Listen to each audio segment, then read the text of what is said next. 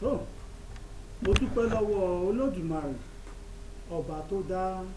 ẹ̀mí wá sí láti ìjẹjọ ọba tó pa wá mọ́ láti ìjẹjọ títí di ọjọ́ ti tòní òun ló tún mú wa padà wá sí orí àkọ́tún ètò lọ́jọ́ tèmi Olódùmarè ẹ ṣeun o kábíyèsí Olódùmarè ìbà rẹ mo kí ọmọdé mo kí àgbàlagbà ìsọkùnrin ìsọbìnrin tó ń bẹ lóde ilẹ̀ yìí gbogbo yín mo kí pé ẹ kú déédéé wòyí ẹ kú kó lè dá tàjọ ń bá kiri yóò kúkú dára láṣẹ Olódùmarè orúkọ mi ò yí padà Asiwaju Olalekan Akanji Ademeto ọmọ Babáńjẹrò Ògbómọ̀ṣọ́ ọmọ òṣònú ilé ògbà àlọ ọmọ ńlásà ògbómi tútù rẹ ẹ̀là òjé ọmọ òye tẹ́bí ọmọ àrídé ògo ológun ọ̀kàkà mójóbi níyàn gbìyànjú.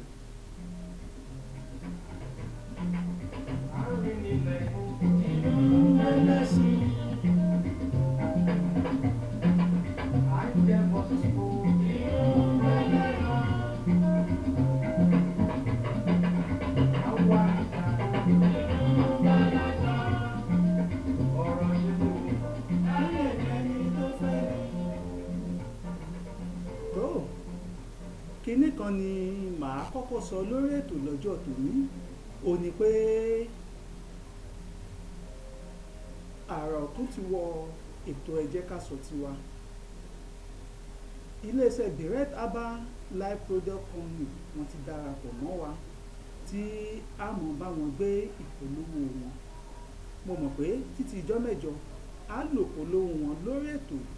kí ni nǹkan tí direct herbal life product company gbèsè ó ní ìpara tí ó mú di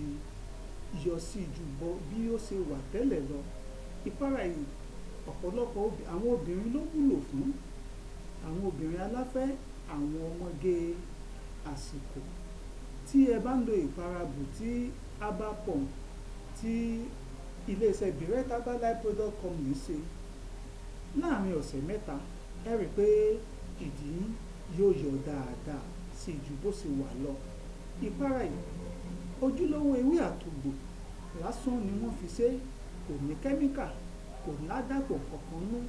egbò ilẹ̀ wa kò ní wọ́n fi ṣe ìpara direct herbal beauty pump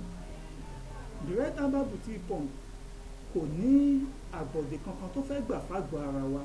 ojúlówó ewé àtẹ̀gbò ní nǹkan kan ni tá ẹ bá ti ń lò ẹ mọ̀ra fi pa ojú ìdí ẹ máa fi pa fẹ́rẹ́fẹ́ ní àárọ̀ àti ní alẹ́ títí fọ́sẹ̀ mẹ́ta bí ẹ bá wá ṣe jẹ́ pé bí ìparun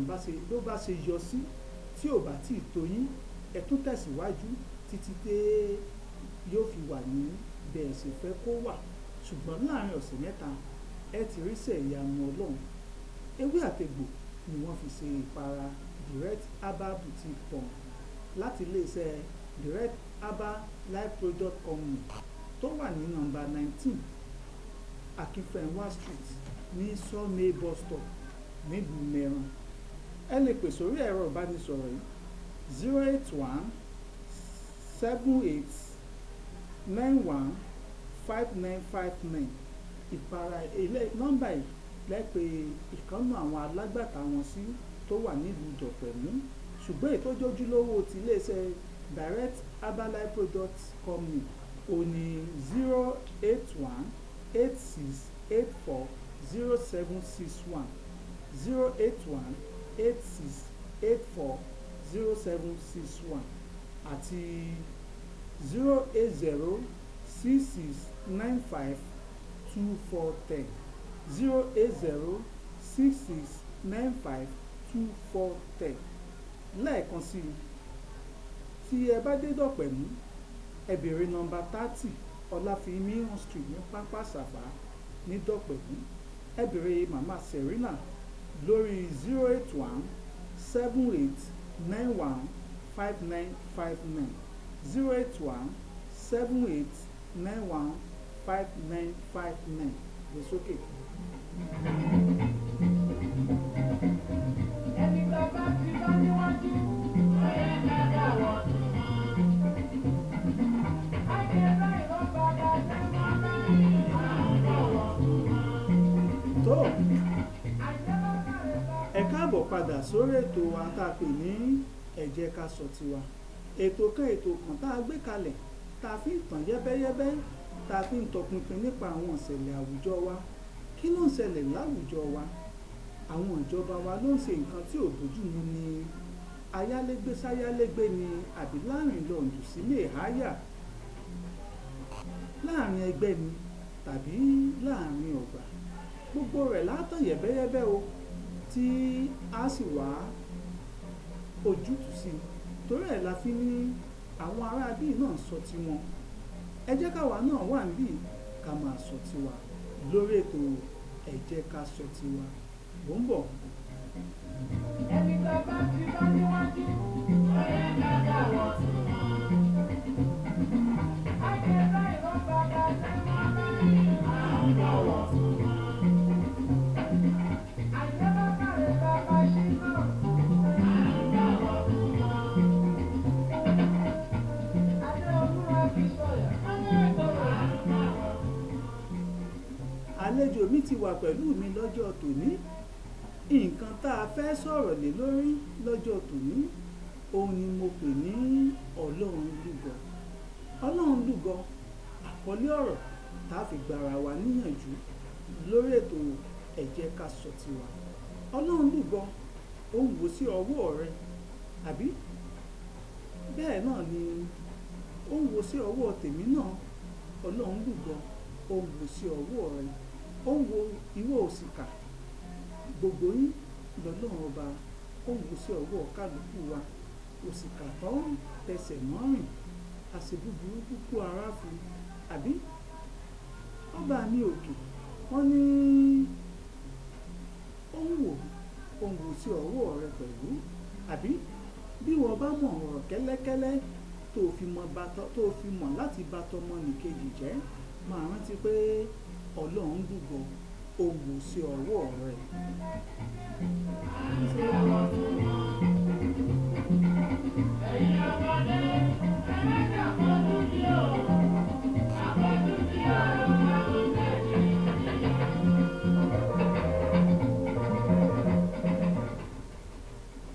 Ìwọ bàbá lárìnlọ́ọ̀dù,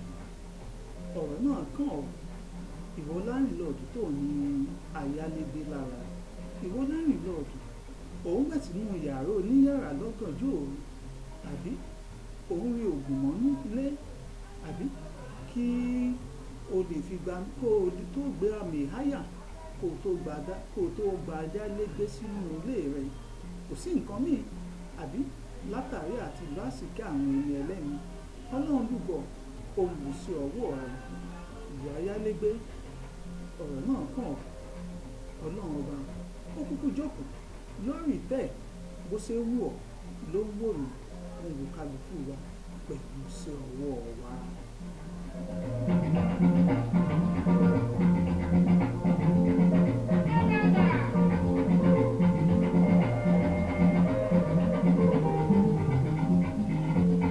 Gbogbo ẹ̀yin ọlọ́tẹ̀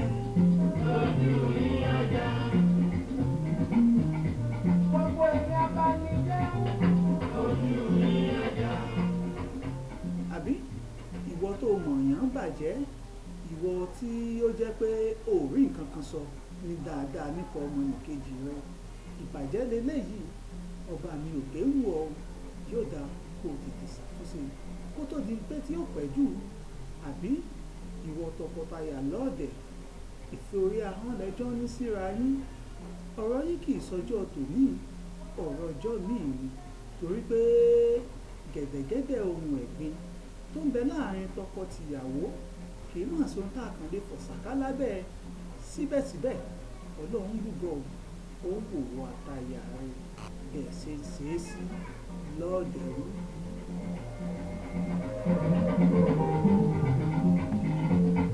Gbogbo ẹ̀yin ọlọ́tẹ̀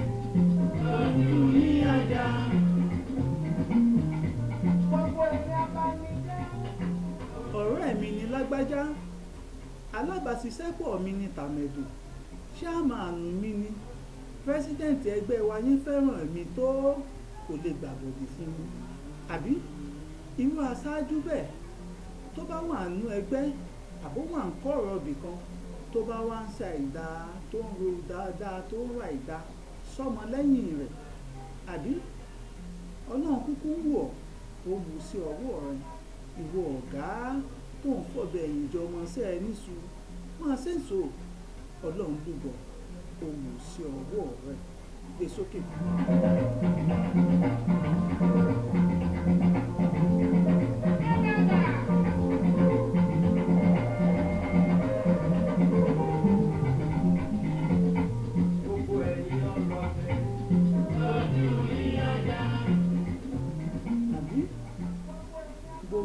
Gbogbo ẹ̀yin ọlọ̀tẹ̀ gbogbo ẹ̀yin afọ̀rọ̀ kẹ́lẹ́kẹ́lẹ́ bá tọmọ làkejì jẹ́ ọlọ́run ọba kúkú lúgọ̀ ó ń wò yín ó wù sí ọwọ́ rẹ̀ àbí kí la fẹ́ rí gbà kí léèrè rẹ nínú kó fi ẹnu kó fi bá tọmọ làkejì rẹ jẹ́ àbí ó sì fọkàn tán ó gbé gbogbo ìgbésí ayé ẹ̀ lé ọ ṣùgbọ́n kò mọ̀ pé wọ́n gan-an lọ̀tá òun àṣebàjẹ́ ó ṣebi tán àbí àṣebàjẹ́ ṣèbàjẹ́ tán ó kó ara fún máa ṣe ń sòrò ọba mi òkè ó kúkú wà hàn àbí kan tó ń wò sọ́wọ́ èmi àti rẹ bó bá wá yá táburú àbí tábọ̀ bá lọ tá lọ bá lọ tí àbọ̀ wá padà bọ̀ ẹ mọ̀ ní lágbájá kan àmì òdù kan ló ṣe mí ọ̀pọ̀lọpọ̀ ni kì í mọ̀ pé tóun ti gbé àárọ̀ ọjọ́ òun ṣe dandan ni kí òun padà jèrè rẹ̀ àbí dandan ni kó padà jèrè bó o bá tún wá jẹ́ tán ó tún wá tún fìyà yòókù lẹ̀ wàá fáwọn ọmọ tí ó mọ̀gbà tóun dẹ́ṣẹ̀ tí ó mọ̀gbà tóun hùwà bí tí ó mọ̀gbà tóun bá tọmọ làkejì jẹ́ tí ó mọ̀gbà tó kàn ṣe lára sáá láì nídìí kan pàtàkì tí ẹ̀ nídìí kan pàtàkì tí ò sí nǹkan tó sì fún ọ àwọn àgbà ní àbọ̀ ọ̀rọ̀ là ń sọ fọ́mọlúàbí tó bá dénú ẹ̀ tán ó yẹ kó ṣe kí ni ó yẹ kó do dídí bí a ṣàtúnṣe o torí pẹ̀tẹ̀pẹ̀tẹ̀ ó lọ̀rọ̀ tó wà nílẹ̀ yìí tí tabára lé tí tabára oko ẹni tó bá wá tabá òní kó ṣàtúnṣe o ṣàtúnṣe síbi tó bá ti kàn ọ́ èmi náà ò sọ pé mi náà mọ́ kò sí torí Yorùbá ní kálukú àbí tiẹ̀ lára kò sí ẹni tó mọ̀ Ọlọ́run ọba òkè nìkan òun lọ́ba tó mọ́ kangán gẹ́gẹ́ torí ìdí èyí ṣàtúnṣe síbi yòówù tó o bá mọ̀ pé o ti ń ṣe nǹkan tí ò bá fẹ́ Olódùmarè ni àtúnṣe wà fún ọ torí kò tí ì tán oòrùn tó wà lókè ó ṣe kí ni ó ta sọ gbẹ sókè.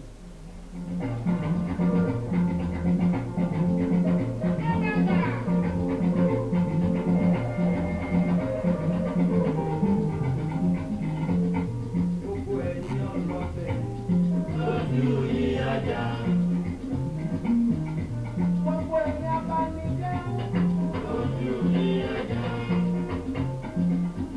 Ẹ̀yin tẹ́ ò fẹ́ ní gbọ́dọ̀ lójú yín ajá.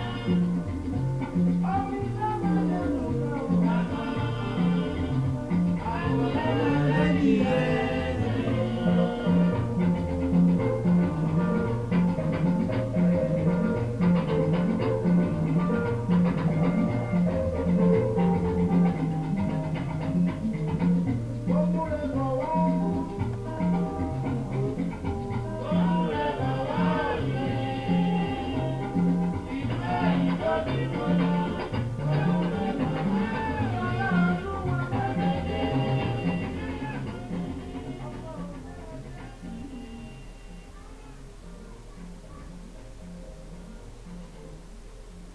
tó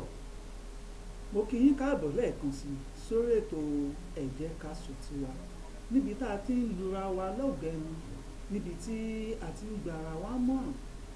pé Ọlọ́run ọba ó lúgọ tó ń wèmí àtiwọ́ pẹ̀lú iṣẹ́ ibi ọwọ́ wa ó ń wù èmi àtiwọ́ pẹ̀lú iṣẹ́ dáadáa ọwọ́ wa ẹ máa rántí pé èyí tó bá tẹ̀wọ̀n jù ó ń lọ́ba òkè ó fi ṣèdájọ́ ìwà ẹ̀sìn nìkan kọ́ ló ń gbéni dépò ẹ̀sìn nìkan kọ́ ló ń gbéni déjọba ọ̀run ẹ̀sìn nìkan kọ́ ló ń mú akárí ìyọ́nú olódùmarè ìwà náà ṣe pàtàkì ìwà lọ́ba àwúre ìwà ọba àwúre ó níwà ìwà ṣe pàtàkì bí a bá ṣẹ̀sìn díẹ̀ ó yá ẹ jẹ́ ká máa mú wà wọn torí ọba mi òkè yóò béèrè bó o ṣe lo ilé ayé sí tó àlejò mi ti wà nítòsí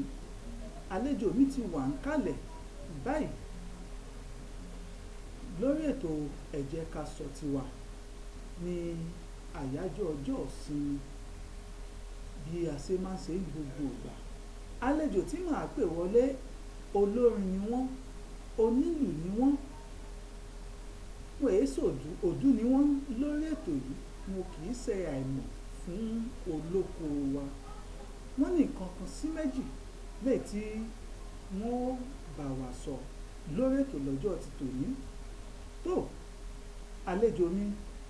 evangelist ọládèjì adébáyọ̀ emmanuel tí gbogbo wa mọ̀ sí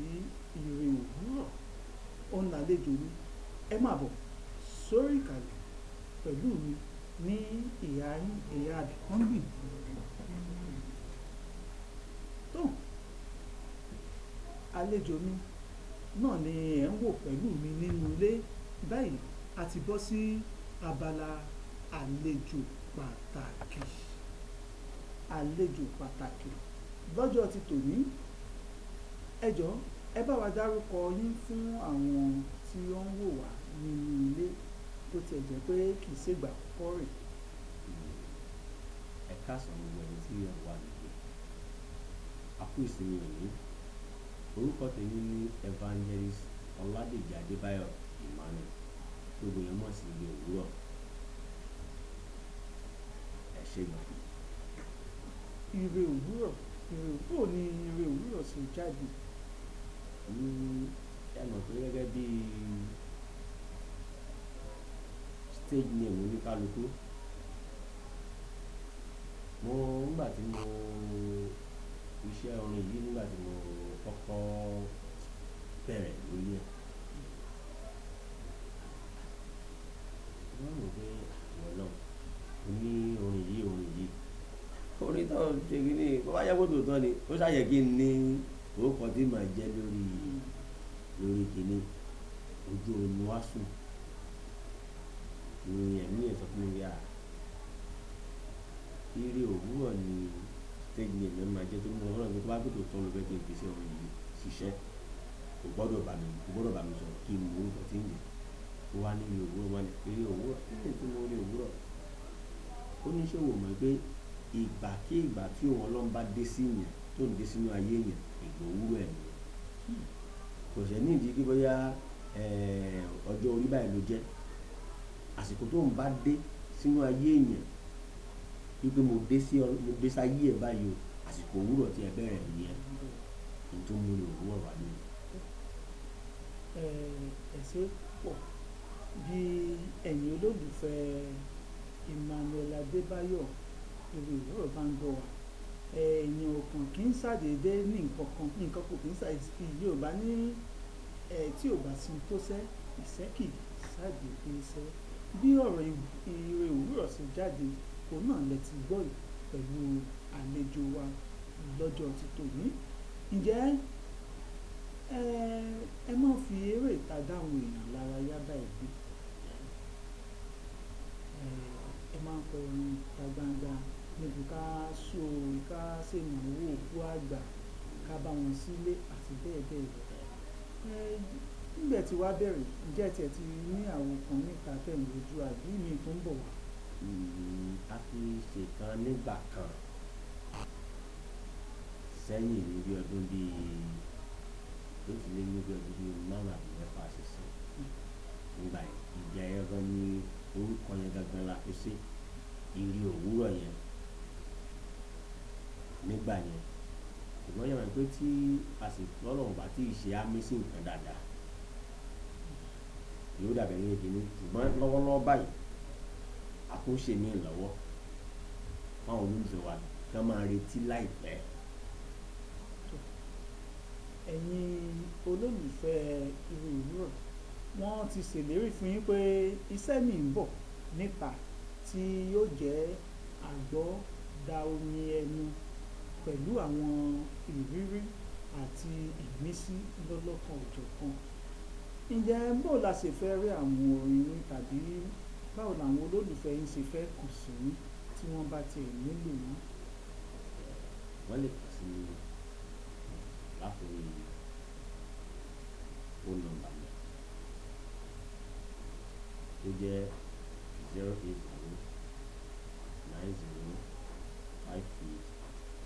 08090585665 tàbí lórí audio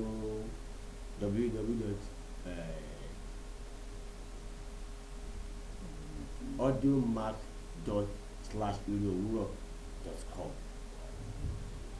Ìyẹn ni pé wọ́n lè máa gbọ́ àwọn orin yín lórí Audiomack àti àwọn music channel yòókù tó kù. So ẹ bá ń wá orin Ire Òwúrọ̀ láti rí ẹ lọ sí orí Audiomack kí ẹ bá ti ṣáàṣì fún Ire Òwúrọ̀ wọn ó gbé àwọn ojú kí ẹ fọ́lò wọn lọ láti lè máa jẹ̀gbáládùn àwọn ohun ní ọlọ́kan òjọ̀kan. Ẹ bá wa sọ òǹkà ẹ̀rọ ìbánisọ̀rọ̀ nílẹ̀ kan sí torí àwọn tí ò tí ì gbáradì láti kọ sílẹ̀. 0 8 0 ẹ̀sán 0 àrún 8 ẹ̀fà àti àrún. Rédíò ìdúró jẹ́ pé 080 90 58 56 65. Hotline ní etí kò kí n kú anytime. Nọ́mbà tán pè fún wa 080 90 58 56 65 080 90 58 56 65 lórí ibi tí ẹ lè pe Ire Òwúrọ̀ sí òní. Ẹ jẹ́ ká gbọ́ àmì ìdánimọ̀ kí lẹ ní fún wa. Lára àwọn nǹkan tí ó ń bọ̀ tí à ń pò pọ̀ lọ́wọ́ ká fún ìtọ́wò orí àwọn ìgbà wọn ní ìtọ́wò òun ládùn ọbẹ̀ eléyìí lọ́ba ìlú pé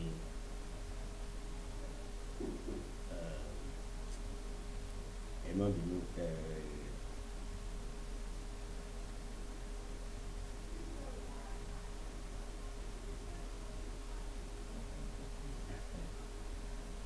gbogbo èrè tọ́lọ́run bá ṣe fẹ́mi àjẹkalẹ́ ni kó jẹ́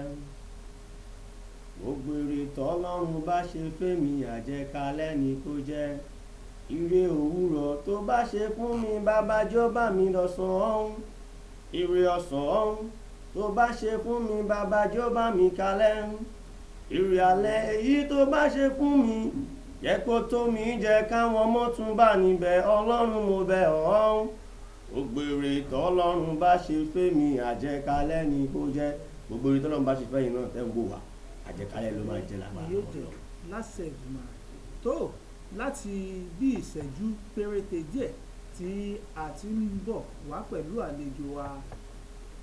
Evangelist Emmanuel Adébáyọ̀ Ọládèjì Ire Òwúrọ̀ tó hàn ní àlejò wa pàtàkì lọ́jọ́ tòní lórí ètò wa ẹ jẹ́ ká sọ tiwa tó